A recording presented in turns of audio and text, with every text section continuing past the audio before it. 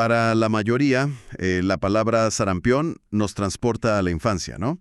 A esa idea de fiebre, puntitos rojos y pues unos días en cama. Lo vemos casi como un rito de paso. Una de esas enfermedades que te dan una vez y ya, asunto arreglado. Pero, ¿y si esa idea que tenemos está completamente equivocada? Si el sarpullido, ese síntoma tan famoso, fuera solo una distracción, un truco de magia para que no veamos el verdadero peligro. Hoy le vamos a entrar a fondo a un artículo de la revista Current Opinion in Virology, que revela la verdadera estrategia del sarampión, y se centra en su efecto más siniestro, uno que casi no se conoce. Lo llaman amnesia inmunológica. Exacto. Y es que esa percepción de que es algo inofensivo o del pasado es increíblemente peligrosa. El sarampión sigue siendo una amenaza global.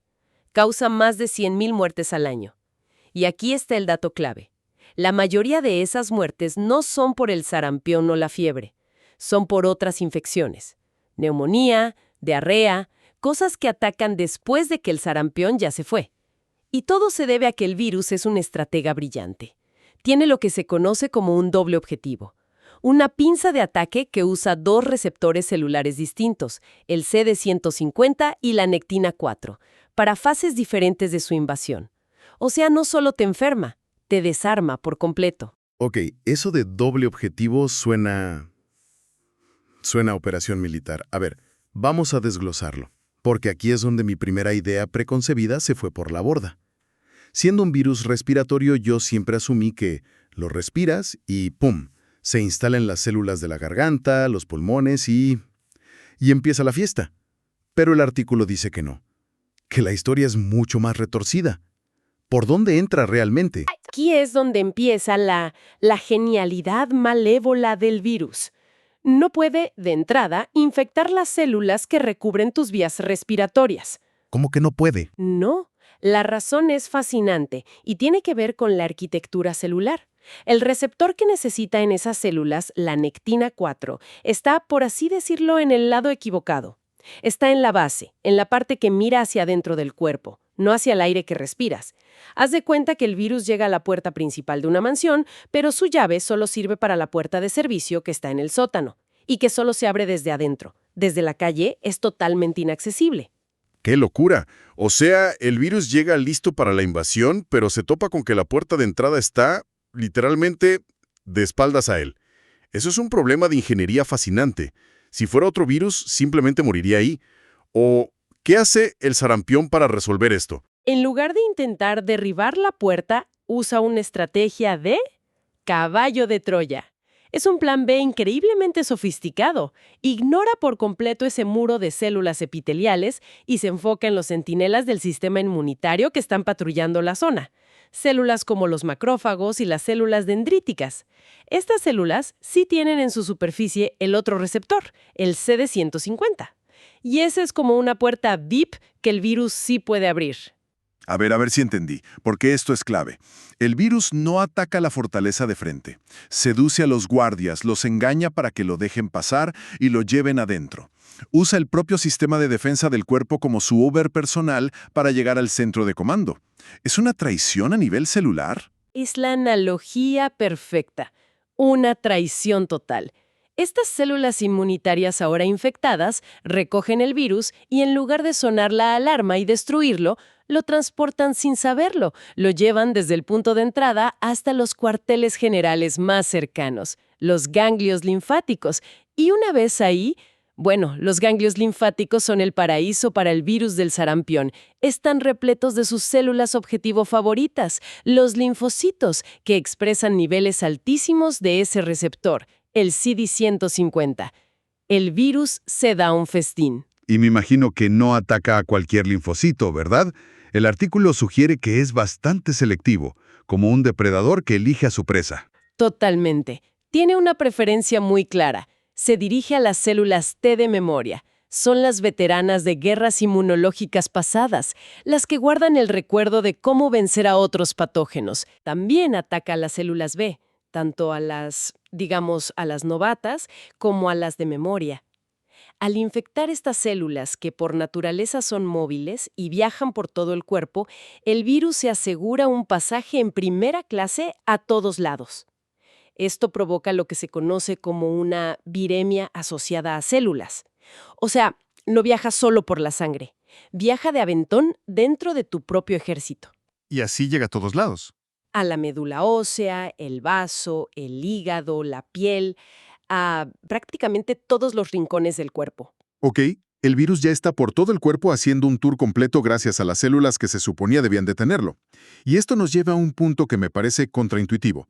Justo antes del sarpullido, en esa fase de fiebre y tos, es cuando la persona es más contagiosa. Pero si el virus está secuestrado dentro de las células inmunitarias, ¿cómo diablos sale para infectar a otros? Parece que está atrapado en su propio vehículo. Orío. Pero esta vez llegan por la vía sanguínea, por la submucosa, y hacen contacto con la base de las células epiteliales. Justo donde está el receptor. Justo donde se encuentra el receptor nectina 4. Ahora el virus sí tiene la llave y la está usando desde adentro de la casa. Claro. La puerta del sótano. Volvemos a eso. O sea, todo ese viaje por el cuerpo, toda esa infección sistémica, fue un rodeo gigantesco solo para poder llegar a la parte de atrás de esas células en la garganta y los pulmones, que plantan increíblemente enrevesado y efectivo. Precisamente. Una vez que infecta esas células epiteliales desde la base, el virus se replica de forma masiva y ahora sí es liberado por la parte de arriba, la que da hacia las vías respiratorias. El daño que causa este revestimiento epitelial provoca la inflamación y la tos, que se convierte en un mecanismo de expulsión perfecto, Lanzando el virus a todos lados. lanzando millones de partículas virales en aerosoles listas para encontrar a su próximo anfitrión. Es un ciclo de entrada sigilosa y salida explosiva, perfectamente coordinado. Y es justo después de esta fase de escape maestro, de máximo contagio, que aparece el síntoma que todos asociamos con la enfermedad, el sarpullido. Y aquí viene otro de esos datos del artículo que de verdad me volaron la cabeza. Siempre pensé que los puntitos rojos eran, pues, el virus manifestándose en la piel, pequeñas colonias de virus. Pero resulta que no tienen nada que ver. Ese es uno de los malentendidos más grandes. El sarpullido no lo causa directamente el virus. El sarpullido es en realidad una señal de guerra. ¿Una señal de guerra? Sí, es la manifestación visible de que tu sistema inmunitario por fin se ha organizado y está lanzando una contraofensiva masiva. Aparece cuando las células inmunitarias específicas contra el sarampión, principalmente los linfocitos T, finalmente se activan, se multiplican por millones y son reclutadas en masa hacia la piel para encontrar y destruir a las células que han sido infectadas allí. Es increíble pensar que el síntoma que todos asociamos con estar enfermo es en realidad una buena señal. Una señal de que tu cuerpo está luchando con todo lo que tiene. O sea que lo que vemos como la enfermedad es el sistema inmune haciendo bien su trabajo. ¡Exacto! Ese aspecto rojo y abultado, que técnicamente se llama eritematoso y morbiliforme, es simplemente el campo de batalla. Es el resultado de la inflamación, del edema, que es la hinchazón por la llegada de fluidos, y la hiperemia, que es el aumento del flujo sanguíneo a la zona de combate. Y la prueba definitiva de esto es que los pacientes que están inmunocomprometidos, cuyo sistema inmunitario es débil, a menudo no desarrollan sarpullido o lo desarrollan muy levemente. Claro, Esto demuestra de forma contundente que el sarpullido no es el virus, sino la respuesta a él. Pero esto me hace pensar, si el sarpullido es la batalla visible, ¿qué pasa con la guerra silenciosa que ha estado ocurriendo por dentro todo este tiempo? Y ahí es donde entra este concepto que mencionaste al principio, el que me tiene francamente preocupado. La amnesia inmunológica. Una vez que el sarpullido se va y la persona parece recuperada, el verdadero daño apenas comienza. Este es el legado más peligroso del sarampión, y el mecanismo es una consecuencia directa de su estrategia de ataque.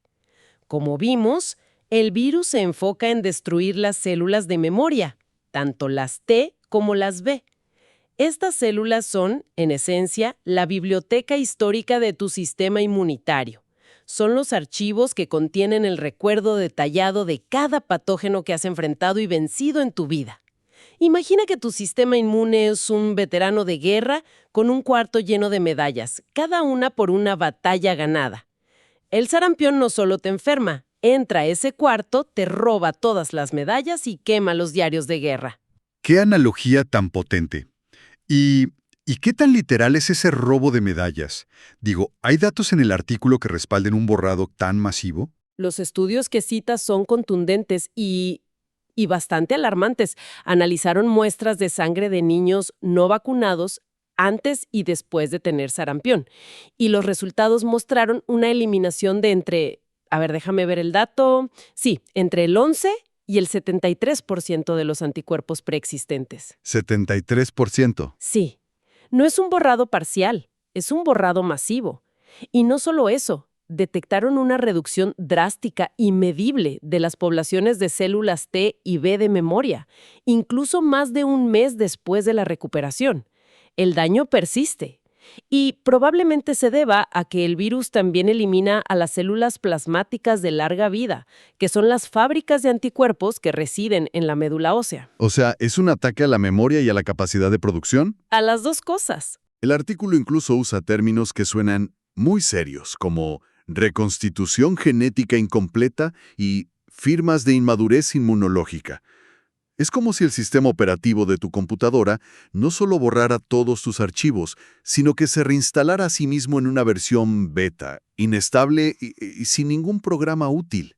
Es una analogía excelente. El análisis de los receptores de las células B mostró que, después del sarampión, el repertorio de defensas se reconstruye de forma incompleta y sesgada.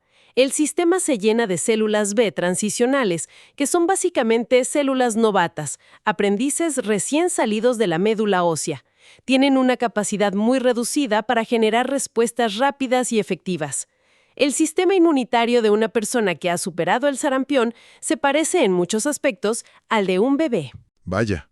Es ingenuo, sin experiencia, y tiene que volver a aprender a combatir muchas de las enfermedades más comunes desde cero. Esto es realmente aterrador. Deja de ser una enfermedad de una semana para convertirse en una condición de largo plazo. ¿Por cuánto tiempo queda una persona así de vulnerable? ¿Hablamos de meses, de años? Y la pregunta del millón, por supuesto. ¿La vacuna tiene el mismo efecto? Aquí es donde los datos epidemiológicos son muy claros. Sugieren que esta mayor susceptibilidad a otras enfermedades infecciosas, sobre todo respiratorias y gastrointestinales, puede durar de 2 a 3 años después de haber tenido sarampión. 2 a 3 años. Es muchísimo. Es una ventana de vulnerabilidad muy prolongada.